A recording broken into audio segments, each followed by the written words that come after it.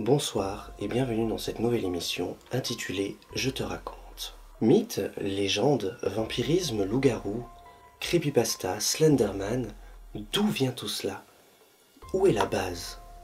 Comment pouvons-nous retracer tous ces faits? C'est ce que nous allons essayer de découvrir ce soir.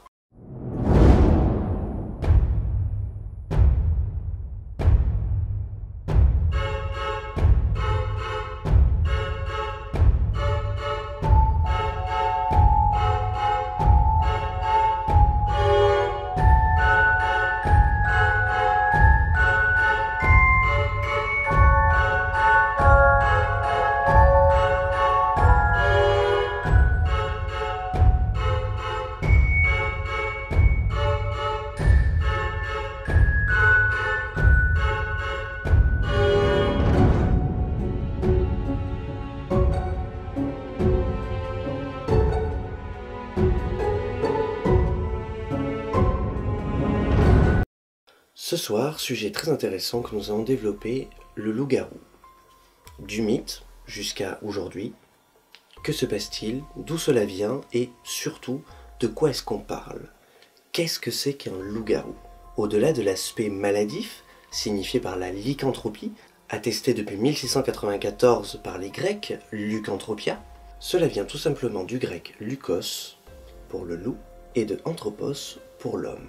Il s'agit d'un délire psychique où le patient croit être un loup, croit se transformer en loup et agir comme tel et donc dévorer animaux et même hommes. Voilà pour l'aspect scientifique de la chose. Mais le loup-garou a bien d'autres aspects et surtout bien d'autres dénominations. Des forêts norvégiennes en passant par la Roumanie jusqu'aux contrées éloignées du Texas, celui-ci fascine, celui-ci fait peur et celui-ci apparaît toujours là où l'on s'y attend le moins. Au travers d'illustrations et de recherches fournies par mes soins, je vais essayer de vous apprendre d'où vient le loup-garou et surtout quels en sont les textes ou les gravures les plus anciennes. Pour ma part, c'est à l'époque de la Grèce antique que nous allons commencer. C'est sur une gravure d'Hendrik Kocsis, illustrant l'histoire du Lycan, que j'ai pu trouver les premières lueurs du mythe du loup-garou. En effet, Zeus rendit visite à Lycan. Déterminé à prouver que le dieu des dieux n'était pas aussi puissant qu'il proclamait, Lycan décida de le tuer durant son sommeil. Malheureusement, sa ruse échoua lamentablement, et Zeus, comme punition, décida de le transformer, lui et ses 117 enfants, en loup géant. Voilà l'une des premières esquisses de ce qui pourrait s'apparenter au mythe du loup-garou, la transformation d'un homme en un loup. C'est ensuite sur une gravure de bois d'Artmal Schedel, en 1493, que nous pouvons nous rendre compte de l'aspect problématique et scientifique de la chose. Sur cette gravure, nous pouvons apercevoir d'un côté la face humaine et de l'autre le loup représentant Lycan. Avec cette gravure, nos scientifiques ont pu déterminer qu'à l'époque déjà, on se demandait si la légende tenait à croire qu'un homme pouvait se transformer en loup, ou est-ce que les prémices de cette maladie, la lycanthropie, étaient déjà enclins à se déclarer. On peut voir comme un conflit sur cette gravure, l'homme et le loup, donc les hémisphères du cerveau malade, des hémisphères du cerveau sain, en train de se battre pour savoir lequel arrivera à survivre. Voilà pour ce qui est de la Grèce antique. Partons maintenant du côté des contrées scandinaves, plus précisément des berserkers scandinaves. Un moule de bronze datant du VIe siècle, utilisé pour la fabrication de pièces et de casques, a été retrouvé, et dessus, comme vous pouvez le voir, nous pouvons voir représenté un berserker en train de combattre une entité qui, très vraisemblablement, un loup. Cela serait-il compatible avec nos recherches? Bien évidemment, au cours de mes recherches, j'ai pu apprendre que le loup-garou, le lycanthrope, pouvait avoir d'autres dénominations. On parle même, dans les contrées éloignées de Louisiane, de roux-garou.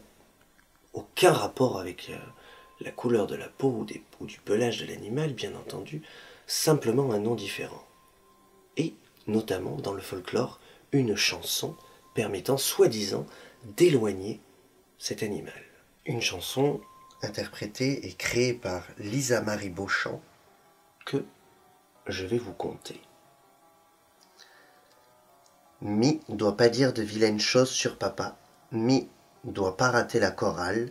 Mi a de la chance que papa l'y prie pour que le loup-garou, il vient pas m'emmener moi dans le marais où il vit pour manger moi. Mi doit plus être méchant, sinon il viendra avec ses grandes dents et sa fourrure.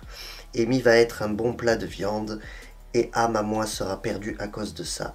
Mi va être très gentille, Mi va être toujours gentille. Vous vous en doutez, il s'agit donc d'une jeune fille, certainement esclave de l'époque, qui avait écrit cette chanson pour éloigner le mauvais œil, et nous ne savons malheureusement pas si cela aura marché ou non. Le loup-garou, en Louisiane, est souvent associé au Wendigo. La différence avec nos loups-garous français serait tout simplement de longues griffes, beaucoup plus acérées et féroces que sur nos loups-garous, un museau plus long, des dents plus longues, similaires à un dent de sabre, et une férocité à nul autre pareil. Bien évidemment, le loup-garou, Wendigo, loup-garou, est aussi présent dans bon nombre de folklore et dans la littérature. Et, bien évidemment, plus le temps avança, plus il fut présent jusqu'à être présent dans le cinéma. Dans le cinéma, aussi bien dans La malédiction du loup-garou, Le baiser du loup, Les contes des loups, Le loup-garou de Paris, Le loup-garou de Londres, j'en passe et des meilleurs, jusqu'à nos séries d'aujourd'hui où le loup-garou est plutôt quelque chose devenu plutôt gentil et agréable, séries telles que Teen Wolf, Beaten et j'en passe.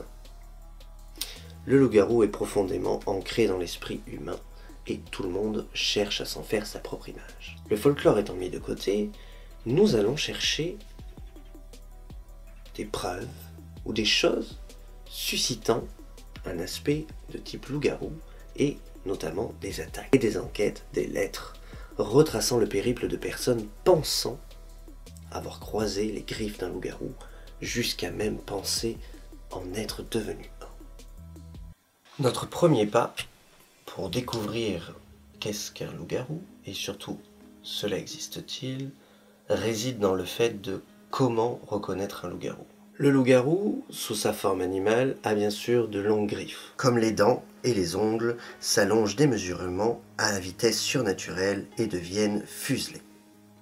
Ensuite, sous sa forme humaine cette fois-ci, les cicatrices. Forcément, mis à part un loup-garou dit de naissance, un humain ayant été transformé aura forcément une cicatrice, appelée aussi marque du diable, dénonçant sa situation, celle-ci se voyant aussi bien à l'état humain qu'animal.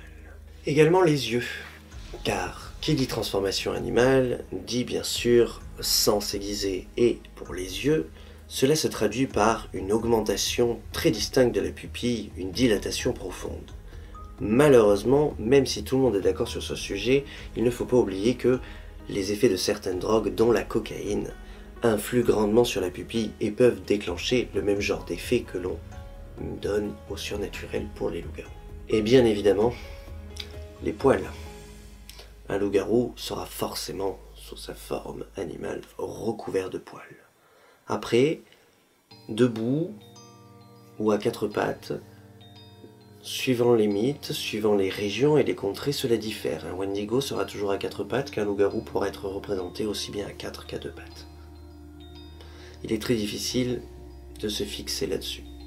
Bien, maintenant que nous avons vu l'aspect théorique et l'aspect historique du loup-garou, nous allons pouvoir parler des attaques de loup-garou, ou ce qui a été référencé comme des attaques, des visions, des témoignages, prouvant ou pas la présence réelle de loup-garou sur notre planète. Nous allons commencer par le témoignage d'un couple québécois datant de 1980. À savoir qu'au Québec, le loup-garou fait vraiment partie du folklore. Le loup-garou, surtout chez les catholiques, est en fait un homme se transformant en loup car il n'a pas été un bon catholique, il ne s'est pas confessé, il n'a pas prié, il n'a pas communié, et donc a été rejeté et puni par Dieu. Notre premier témoignage date donc d'un soir de 1989 par un couple d'un certain âge que nous appellerons Jack et Cathy, qui est rentré d'une soirée. En novembre 1989, On revenait de chez des amis. On était en voiture, puis on voyait pas très loin. Hein, il nous est apparu un drôle de personnage devant la voiture. On a vu un personnage poilu debout dans le milieu du chemin. À la lueur des lumières de la voiture, on voyait très bien. C'était un genre de loup debout, de 7 à 8 pieds de haut, avec le poil mi-long, avec les dents sorties comme s'il avait été surpris en colère. J'ai même vu les longues griffes sorties. Du milieu du chemin, aller dans le bord, aucun humain n'aurait pu le faire, le saut. Là, j'étais très impressionnée. J'ai demandé à mon mari s'il avait vu, lui aussi. Je croyais halluciner, puis lui aussi, parce qu'il m'a dit, j'y crois pas. C'est comme les légendes du temps, les loups-garous que nos grands-mères nous parlaient, de 7 à 8 pieds d'eau, comme eux autres avaient décrit dans le temps. Moi, je voulais aller retourner pour aller voir ce qui se passait. Ma conjointe, elle ne voulait pas, criait, elle voulait se retourner à la maison. J'ai été l'amener, j'ai retourné pour voir dans le champ, éclairé dans le champ, j'ai rien vu. Le lendemain, soir après l'ouvrage, j'ai retourné dans ce coin-là, regarder s'il n'y avait pas des pistes sur le bord du chemin, il n'y avait absolument rien. On a parlé à des amis de la chose qu'on avait vue, et puis nos amis ils disaient qu'on avait probablement bu ce soir-là ou qu'on avait pris quelque chose qui nous faisait halluciner, justement. Mais moi, je peux pas boire, j'ai jamais bu. Et puis, le côté de la drogue, j'y touche pas du tout. Fait que... Puis mon mari non plus. Puis on revenait de chez des amis qui boivent pas non plus. Fait que on était loin d'avoir pris quelque chose. On était loin d'être fatigués, il était pas tellement tard le soir. Ils n'ont jamais voulu nous croire. C'était la première et la dernière fois qu'on a parlé. Bien évidemment, comme souligné par Cathy, il y a des explications qui peuvent être données. Le couple a très bien pu avoir bu ou avoir consommé des substances illicites dont il n'aurait pas eu envie de parler à la caméra. Mais pourquoi inventer quelque chose d'aussi gros, me direz-vous? Surtout au vu de l'âge de ces personnes. Un adolescent en voiture, je comprendrais, mais des personnes d'environ une cinquantaine d'années, un petit peu moins. Pour la suite de ce reportage, un article de presse par le Sud-Ouest m'a beaucoup intrigué.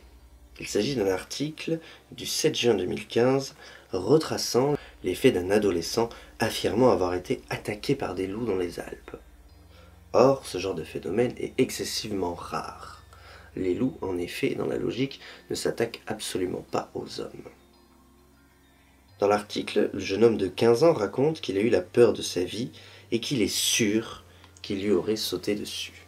Quand on suit son témoignage, on raconte qu'il s'est retrouvé encerclé par une meute de loups, dirigée par un seul, immense, et 4 petits. Les loups des Alpes faisant sensiblement tous la même taille, cela semble un peu aberrant. Pour la suite de ce reportage, nous allons parler essentiellement d'une affaire, celle du loup-garou de Londres et des dossiers Warren, la fameuse famille démonologues, exorcistes et experts du paranormal.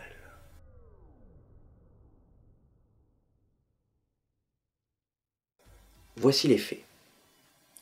Au début, nous parlons d'un jeune homme appelé Bill Ramsey, qui n'était alors qu'un enfant de 9 ans lorsqu'il aura eu sa première crise. Crise de quoi? Nous allons y venir. Nous sommes donc en 1952 à Londres. Bill Ramsey rentre du cinéma quand soudain il ressent une sensation étrange et un grand froid qui l'enveloppe de la tête aux pieds alors que nous sommes en été. Bill Ramsey a l'impression d'être téléporté, transporté dans une autre dimension. Puis, une odeur qui l'envahit, une odeur de pourriture. Il avance dans une ruelle, des images de loups lui traversant à l'esprit. Il prend peur, il entend sa mère l'appeler. La voix de sa propre mère l'agace. Il ressent de la haine, une haine violente contre elle. Il veut se précipiter sur elle, mais il se prend les pieds dans une clôture et s'étale de tout son long. Il se relève au même moment, une rage démentielle s'emparant de lui, et se met alors à grogner comme une bête assoiffée de sang. Il arrache la clôture, la déterre comme si elle n'était rien. 3 hommes n'auraient pas suffi à la faire bouger, mais lui seul y arrive. Ses parents sont témoins de toute la scène. Je vous rappelle que Bill a 9 ans. Brusquement, il se jette à terre et commence à déchirer le grillage avec ses dents et ses mains. Son père tentant de l'empêcher, mais il n'y arrive pas. Bill montre une force incroyable pour son âge. Ses parents sont apeurés. Bill, du haut de ses 9 ans, commence alors à se lacérer le visage. Terrifiés, ses parents courent en direction de leur maison, voyant leur fils retomber dans une crise et retrousser ses mâchoires tel un loup. Ce sera ce que dira son père au Warren. Ce n'était pas mon fils, c'était un loup. Ceci était donc la première crise de Bill Ramsey. Concernant l'affaire complète des dossiers Warren, cela prendrait énormément de temps d'analyser cette enquête et je vous propose donc de me dire dans les commentaires si vous voulez une vidéo basée uniquement sur ce sujet. Et en attendant, nous passons à la suite. Pour clôturer, nous allons parler d'un dernier, entre guillemets, reportage retracé par des lettres et des gravures sur un loup-garou très connu, la bête du Gévaudan. Tout d'abord, pour la bête du Gévaudan, nous pouvons retracer les premières victimes. Le premier cas, où nous avons parlé de la bête, se situe le 30 juin à Saint-Étienne de Lugarès, Vivarais. Jeanne Bollet, 14 ans, a été dévorée. Ensuite, le 8 août, au hameau de Masméjean, à Allier, une jeune fille de 15 ans a été dépecée. En suivant, le 25 août, à Chélard-l'Évêque, 3 garçons de 15 ans ont été eux aussi découpés en morceaux. S'ensuit le 1er septembre, au hameau de Pradelles, où un garçon de 15 ans a perdu la vie. Le 6 septembre, une femme de 36 ans. Le 16 septembre, un jeune enfant. Le 26, une petite fille. Le 28 septembre, une petite fille de 12 ans. Tous tués à l'écart des villages, les corps rendus méconnaissables. En suivant mes sources, j'ai pu voir que les attaques ont attiré particulièrement l'attention de quelqu'un de très connu en France à cette époque-là. Écoutez bien ce qui suit. Les attaques attirent l'attention du roi Louis XV. Il dépêchera un de ses louvetiers, Jean-Charles Marc-Antoine Vasmol-Danéval, qui disait avoir tué 1200 loups avec son fils Jean-François. Ils vinrent avec 6 mastifs et se firent fort d'éliminer la bête avant qu'elle ne fasse d'autres ravages. Pourtant, ils échouèrent de manière incompréhensible, tuant quantité de loups, mais jamais le vrai coupable, car le nombre de victimes ne cessait alors de croître. La bête du Gévaudan est une histoire très complexe, car en effet, à l'époque, comme je venais de le lire, le roi ayant été mis au courant, il finit par remplacer cet homme et son fils par une petite armée même,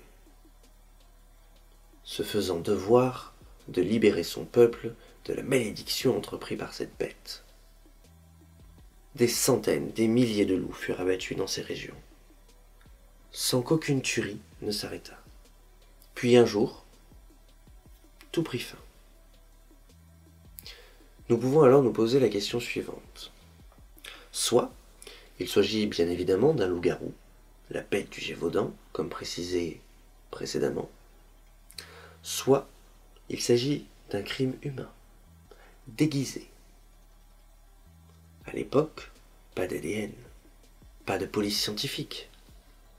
Quoi de mieux pour un tueur en série que de déguiser son crime en utilisant crocs et griffes de loup pour maquiller ces scènes macabres. Bien, je vous laisse là-dessus pour ce premier épisode. Réfléchissez et on se retrouve bientôt pour un nouveau JTR.